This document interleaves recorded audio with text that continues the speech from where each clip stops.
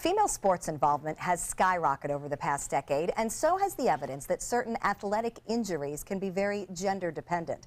Dr. Julie Beret is an orthopedic surgeon with a specialty in sports medicine. She joins us to talk about women's sports injuries. Welcome, doctor. I admit I love talking to a woman about women's issues because you understand our bodies are built differently. Absolutely. We are definitely not one and the same, and women and men experience injuries similarly, but there are some injuries that are more unique to women than men, and at different stages in our life that we might experience those. Now, I think your background in sports and athletics and everything was very interesting, so tell us what made you want to go into sports orthopedics.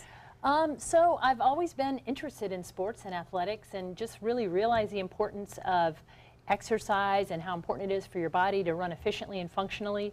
I grew up around athletics. My father was a football coach, one of the major schools here in Florida. You could say who Bo Bethel like it. So yeah, he was a coach at Florida State for 27 years, and so I grew up around the team physicians and athletic trainers, and just always was fascinated by that, fascinated at getting the players back on the field as quickly as possible, and so that's really what kind of drew my initial interest in sports medicine. Well, and as we age, being injured unfortunately becomes more of a part of life. We are all noticing. True. If there is a common injury that seems to be the most prevalent among women, what would you say that it is?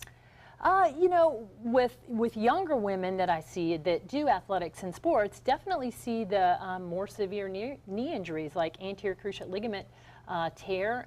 We see that not infrequently with women soccer players, women cheerleaders.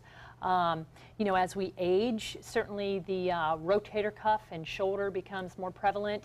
That's a little bit more equivalent between men and women. You brought us an example of the knee. If you were to describe exactly what those injuries were you were just talking about, because this is a knee, what would it look like? Sure. So, when sometimes women will land improperly, let's say they've done a jump and things like that, if you land improperly and just kind of the impact, there's one of your main ligaments in your knee is called the anterior cruciate ligament, and that can tear, and usually that requires surgery, especially in a young person.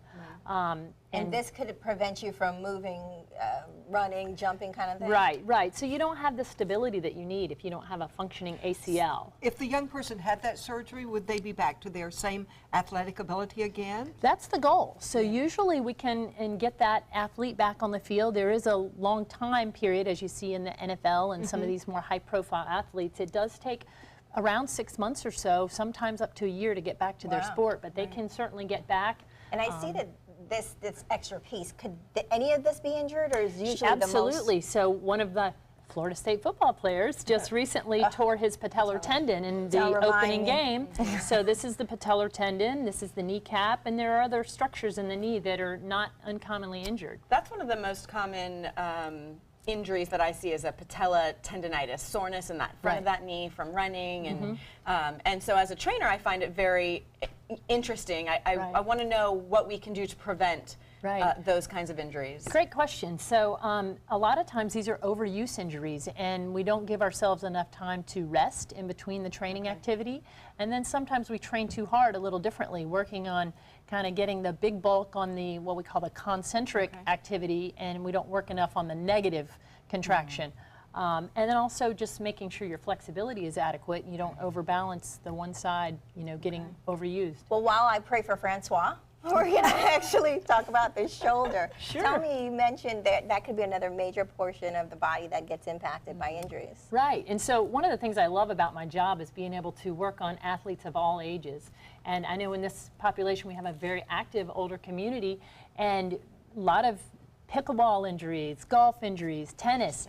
Very commonly can you injure the shoulder. And the rotator cuff, it's one of the main components in the shoulder that helps to allow you to raise your arm, and and one of the reasons that I operate on rotator cuffs so frequently is because you just can't sleep at night. When your shoulder's killing you at night, not only do you have difficulty combing your hair, brushing your hair, playing your sports, that's actually something that we can efficiently operate on, arthroscopically and get better.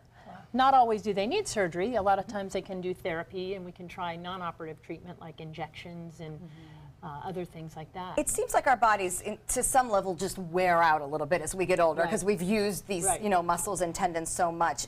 Are there sports that are gentler on our bodies than others so that we can focus on those as we age? I think so. Yoga is an excellent activity as we age because it really works on flexibility and core strengthening and things like that. Golf is a great activity. Now, you don't always have to ride the 36 holes in the golf cart and drink the 12-pack. But, so walking for golf is very good. Tennis is a great activity. Walking, on the beach for exercise is great. Low impact cycling is another great activity. So there are some. All right, well, it's fun important things to stay do. active, and we know that, and we appreciate the fact that when things do happen, they can be fixed. So Absolutely. that's the Wonderful good news. thing. isn't it? Happy to help with that. All right, well, to talk more with Dr. Bray about women's sports injuries, you can find her on the Sarasota Orthopedics Associates website. And coming up next, speaking of athletics, Kelly is going to preview races and fun runs coming up here on the Suncoast.